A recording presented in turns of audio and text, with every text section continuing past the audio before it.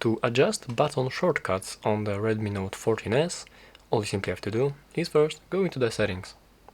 From there, you'll have to go for the home screen settings, scroll down and go for the home screen settings, and from here, go for the system navigation. And to set up the button shortcuts, you'll have to have this buttons system navigation enabled, and from there, you can set up the button shortcuts. So let's go in there, and here you can set up 6 different shortcuts with different combinations of buttons. And as you can see, I currently have enabled the shortcut for the power button and menu button to launch the camera.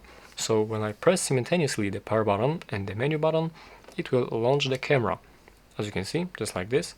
And now let's perform some different action with the different combination, like for example power button and back button.